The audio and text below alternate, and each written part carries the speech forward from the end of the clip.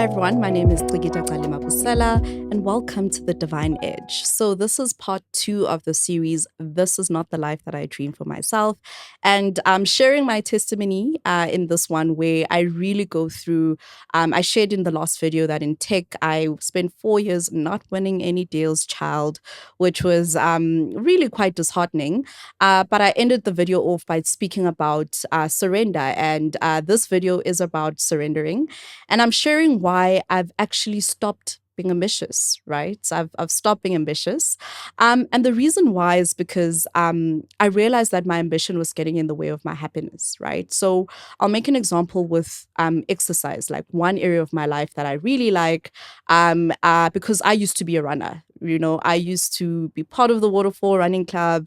I used to eat 10Ks for breakfast. I was that girl, right? I used to love running. But after my first pregnancy, I realized that I actually stopped running because I was getting in the way of my enjoyment of running, because my body wasn't running at the pace that I know that it could run at. And I started feeling like if I'm not running at a pace that's sub 7 or sub 6, then why am I even running, right? If I'm not running at a pace that I can post about on Instagram and say 10Ks for breakfast, sub 7 pace, then why am I even doing this, right? So I realized that my ambition was getting in the way of a free form of exercise that God had given me that I actually really used to like, because of my idea that if there's no performance and winning tied to it, then it's not valid, right? So I tricked myself, and I started doing weights, because with weights there's no performance metric that's on the wall that says, hey, you've lifted 10 dumbbells, therefore you get, there's no scoreboard, there's no leaderboard, right? With weights, it's about showing up every day, and the muscles will come when they come, okay? And the only measure that you can actually see is when the muscles come, because you've showed up every day, because you've showed up consistently, right? And I think this is the same with me. This analogy of exercise and running, I was the same everywhere else, guys. I really, really, really used to want to perform and like show the scoreboard of what I've achieved. And there's a beautiful lesson in the Bible, in Proverbs 16 verse 3, that says, commit your plans to the Lord, which means to surrender your goals, your decisions, and your daily work to his guidance, right? And I think this passage really taught me surrender. That, and there's another passage in Psalm 103 that actually taught me the act of surrender, right? So going back to my job, and I'll speak to you guys about how I eventually learned surrender. So I'll tie this back, so you can see the full picture about how I learned surrender, and I think how it could help you too to learn surrender. As I said, I had one job in my previous role, right? I had to win the deals. All I had to do is win partnerships, right? And I was working on building the virtual mall of Africa, and because I knew this was a big task, at the time I started to take my relationship with God a lot more seriously. So before then, my relationship with God was very transactional, I would say. You know, I pray, go to church, be a good girl, God provides, right? So God was just like that father that, I get good grades, daddy buys me this, or daddy gets me this, right? And if for too long I'm not praying or I'm not doing what I need to do, I'll get in a bit of a ditch and I'll be like, God help, and then he'll come, he'll rescue me. And that was like typical father-daughter relationship, right? But at the time I was starting to take my relationship with God more seriously, because I realized, I've got this big thing that I need to do now. I need to like build the virtual mall of Africa. I can't do that, with my lukewarm relationship with God at the time. So I started reading a devotional called Dangerous Prayers by Craig Groeschel, right? And I joke with my husband that if you read that devotional, your life is about to change. You are about to be recruited into the army of the strongest soldiers for God. So prepare, right? Prepare. So I was preparing for a major deal. So, things started coming quickly. I was telling people this is what I'm doing, and opportunities started coming. So I thought, you know what, God, taking my relationship with you seriously, and things are starting to happen, right? So pitching this major deal. And I think anyone who's in like commercial roles, that the best deals are the ones that advance more than one business line. So we'd be advancing 3 to 4 business lines with this deal.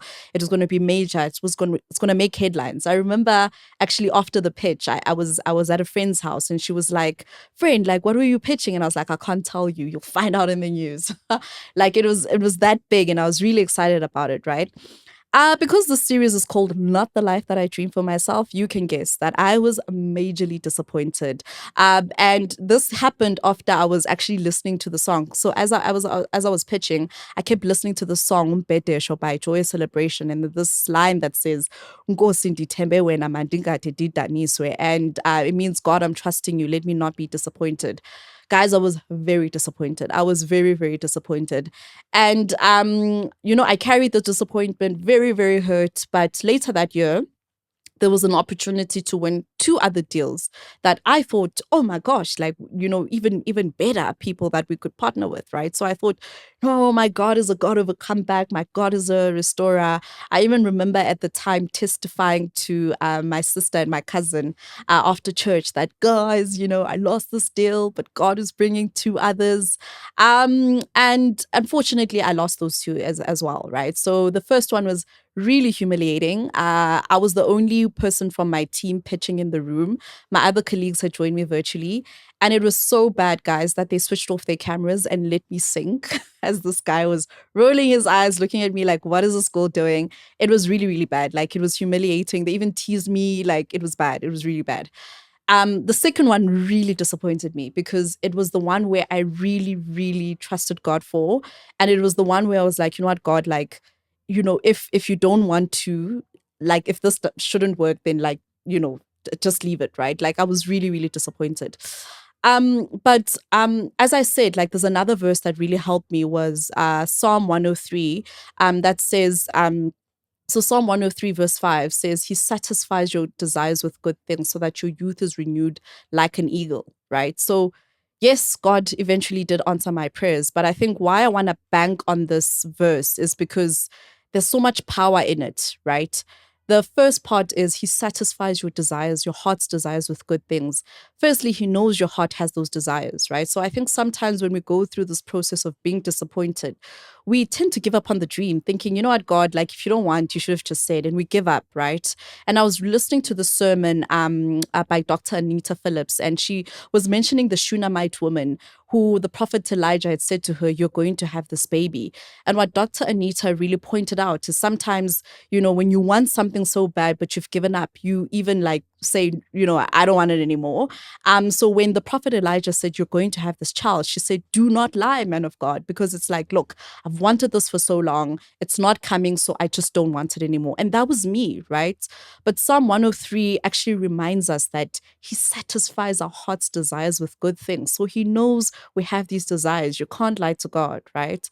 So for 4 years, I was carrying this desire, right? And like I'd even gotten to the point where one of my colleagues said, maybe these deals are just not meant to happen. So what are you going to do, see? And that became my reality to say, maybe I'm not going to get these deals, right? And I think I camped in that reality until I saw Psalm 103, right? To say He will satisfy my desires with good things. But it wasn't 4 years for Him to satisfy my desires with good things, right? And this is the part that I think is so important because we think that our desires are the things that we're praying for. You're praying for a deal, God gives it to you. You're praying for marriage, you're praying for a business, you're praying for X, Y, and Z. You think that is the desire that God will satisfy. And He will satisfy it because He's a faithful God.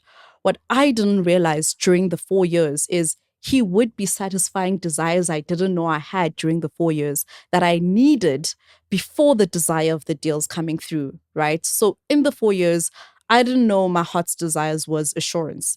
I didn't know that my heart's desires was identity. I didn't know that I had this unhealthy need for people's affirmation, and I was using social media and the applause of other people to as an unhealthy snack for this desire that I had that only He could fill. I didn't know that I desired wisdom, right? That can only come with failure. I didn't know that I needed experience that could only come with knowing that the process does need you to try and iterate, fail, so that when I fail, I'm not saying God is against me, but I'm seeing it as an opportunity for me to turn this around and make it something even greater. I didn't know those were my desires, right? So I gave up being ambitious because I realized that when I'm praying for things and wanting things, I'm so fixated on the end goal. And I don't know that there's a deeper desire, there's a deeper underlying thing that God is working on and that I also desire, that only He can fill, and He can only work on it if I stay with Him, if I stay on the course, right? So let's unpack the father-daughter analogy that I'd made earlier, right? So I feel like our relationship with God is like Benjamin Button, right? The more mature we become in our walk with Him, the more we become like kids, right? You become so childlike that you just surrender and say, Father, I know nothing. I don't know enough, right? So I'm just going to hand everything over to you. And if it is your will that I get X, Y, and Z, then let it be your will. And in part 3, I want to unpack something that speaks to God's will for our lives, and sometimes how we get in the way of Him satisfying our heart's desires, and we get in the way of His will for us. I'm going to unpack identity, which is such an important topic. So stay tuned for part 3.